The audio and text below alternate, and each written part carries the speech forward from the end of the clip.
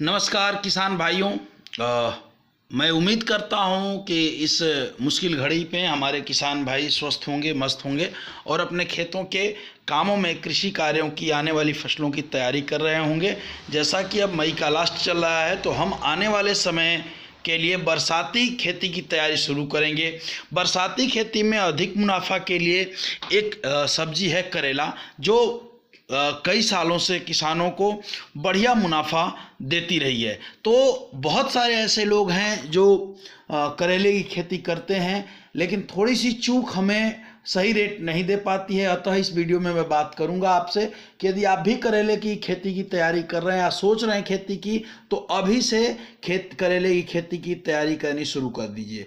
यदि आप थोड़ा सा एडवांस यानी थोड़ा सा पहले हम लोग करेले की खेती कर लें, कोई भी फसल थोड़ा सा पहले करा लें और मार्केट में हमारी फसल 15-20 दिन, 25 दिन, 1 महीना पहले आ जाए, तो हमें बहुत बढ़िया पैसा दे सकती है। मित्रों, आइए बात करते हैं करेले की खेती के बारे में। करेले की खेती के लिए आपके पास यदि खेत खाली है तो खेत की गहरी जुताई करके खेत की गहरी जुताई करें, बल्कि मिट्टी पलट हल हो अपने पास तो मिट्टी पलट हल से पूरी मिट्टी को एक बार पलट करके, जुताई करके तगड़े धूप में 4-5 दिनों के लिए तो कम से कम छोड़ दें। इससे क्या फ़ायदा होगा? एक तो घास के बीज सूख जाएंगे, घासें खत्म हो जाएगी, और दूसरा मिट्टी पलट हट से जब आप जुतवा के छोड़ेंगे खेत को तो इससे फ़ायदा होगा कि प्यूपा, लार्वा, जो शत्रु कीट के होंगे वो भी मर जाएंगे। इस समय यदि आप ऐसा करते हैं तो धूप बहुत तेज है और हमारे लिए जड़ जनित जो जड़ में लगने वाले कीड़ हैं और बीमारियां हैं, उसको हम कुछ हद तक यहाँ कंट्रोल करने में सफल होंगे। इसके बाद हम बात करेंगे, यदि आपके पास गोबर की खाद है, आपने जुताई करके छोड़ दिया है, तो 5-7 दिन बाद इसके आप अपने समय के हिसाब से देख लीजिए। यदि आपके पास गोबर की खाद है तो हमें क्या करना है? गोबर की खाद डालना है। डालना कैसे है? डालने का तरीका यदि सही नहीं रहेगा तो मैं वीडियो में भी बताता हूं, आपको बहुत लाभ नहीं मिल पाएगा। गोबर की खाद आपको आज निकालना है, आज ही खेत में डालना है, छींटना है और उसकी जुताई कर देनी है। आज आपके पास समय हो तो जुताई करके पानी चला दीजिए, नहीं तो कल पानी चला दीजिए, ताकि हम गोबर की खाद जब हम अपने खेत को बोएं तब तक हमारे गोबर की खाद जो है बिल्कुल रेडी टू यूज फॉर्म में हो जाए प्लांट के लिए।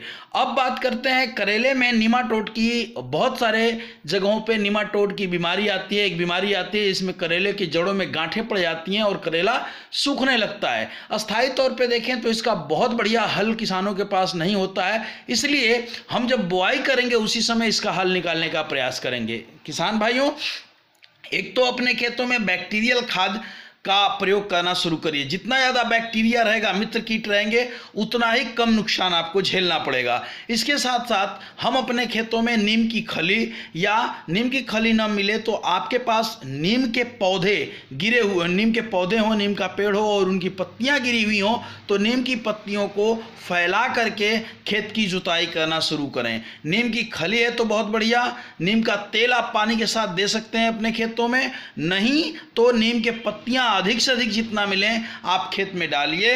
डालने के बाद जुताई करिए। जुताई के करने के बाद जब करेला की फाइनल स्टेज की जुताई करेंगे, मेड़ बनाने से पहले वाली कंडीशन, तो हम क्या करेंगे, उसमें फंगिसाइड पाउडर या रूट गार्ड करके एक प्रोडक्ट आता है जो जड़ जनित बीमारियों के में बहुत कामयाब है। तो रूट गार्ड को ले आकर के 2 किलो प्रति एकड़ के हिसाब से आप डाल सकते हैं। डालने के बाद फिर मेड़ बनाना शुरू करिए। मेड़ बनाने के लिए अलग अलग किसान भाई या तो मेड़ बना लीजिए या गोले में लगाना चाहें तो उसमें लगा लीजिए। अब बात करें बीज की। बीज का चयन करते समय 2-3 बातों का ध्यान रखें।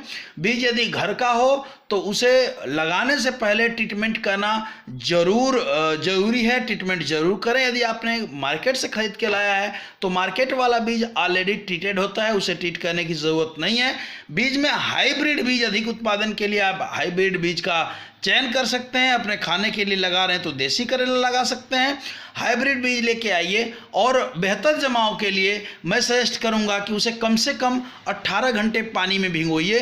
पानी में भिगोने, सूते कपड़े में बांध करके या पानी में थोड़े से पानी में डाल दीजिए और फिर जब आप 18 घंटे बाद निकालें उसे तो हल्के मतलब छांव में उसे सुखा लें। उससे क्या होगी, जो ऊपरी परत आप देख रहे हैं काफ़ी हार्ड होती है, वो काफ़ी मुलायम हो जाती है और फिर हम उसे खेत में लगा देंगे। लगाते समय हमें क्या करना है, बहुत सारे ऐसे किसान भाई हैं जो मेड़ पे बनाते हैं या थाले पे लगाते हैं। जैसे इस फोटो में देखिए किसान ने थाले में लगाया है। मैं आपको, चूंकि बरसाती में आप करेंगे, बरसाती करेले की खेती कर रहे हैं, तो मैं आपको सजेस्ट ये करूंगा कि आप थाले में न करके आप मेड़ पे करें। मेड़ जो है 2 मीटर, पौधे से पौधे 2 मीटर की दूरी, मेड़ से मेड़ की दूरी 2 मीटर रखें और पौधे से पौधे की दूरी लगभग 50 से 60 सेंटीमीटर रखना शुरू करें।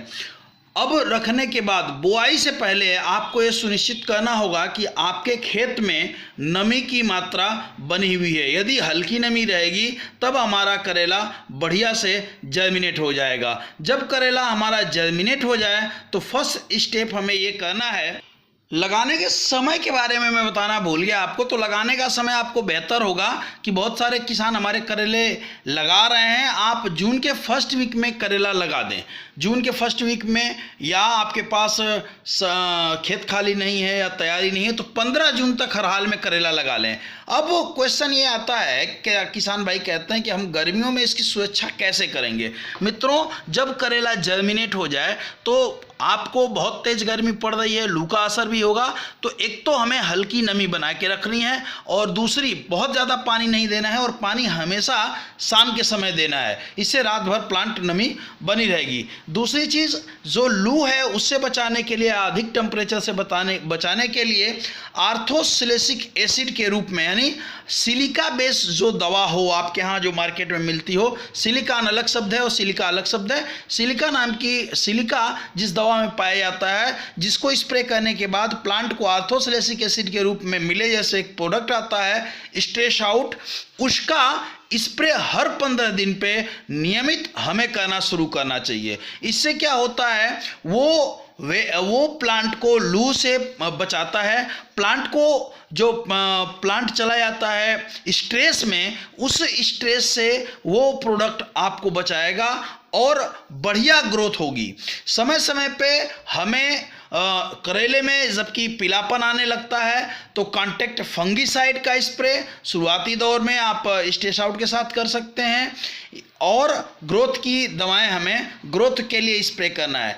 ऑर्गेनिक खादें जितना करेले में प्रयोग करेंगे उतना ही बढ़िया करेले में आपका रिजल्ट आएगा। मैं आपसे दूसरी चीज़ ये कहना चाहूँगा कि निश्चित तौर पे ऑर्गेनिक चीज़ों को अपने खेतों में बढ़ाएं, उससे रिजल्ट भी आएगा, पौधे में बीमारियां भी कम आएंगी। इसके अलावा आप अपने करेले में सफ़ेद मक्खी की दवा, सफ़ेद मक्खी को कंट्रोल करना है, हमें रस चूसने वाले कीटों को कंट्रोल करना है। इसके लिए अमावस्या और पूर्णिमा के एक दिन बाद नीम के तेल का स्प्रे एक्टिवेटर के साथ आपको कर देना है, बिना पूछे हर 15 दिन पे हमें करना है। महीने में 2 बार ऐसा यदि हम कर ले आते हैं तो बहुत बढ़िया आपको रिजल्ट देखने को मिलेगा और आप सफल किसान करेले के बन जाएंगे। दूसरी चीज, आपके खेत में जैसे ही नीमाटोड का असर दिखे, यदि लगता है कि नीमाटोड कहीं लग रहा है और जड़ से सूख रहा है करेला, तो आप उसे उखाड़ें। करेले की गांठें यदि बन रही हैं तो नीम का तेल देना शुरू करें और मार्केट का भी सहारा ले सकते हैं। प्रिय मित्रों, यह वीडियो आपको कैसी लगी कमेंट करके बताना न भूलें। जय हिंद, जय भारत, जय जवान, जय किसान। हमारे चैनल को सब्सक्राइब करें, बेल आइकन बजाएं ताकि आपको जानकारी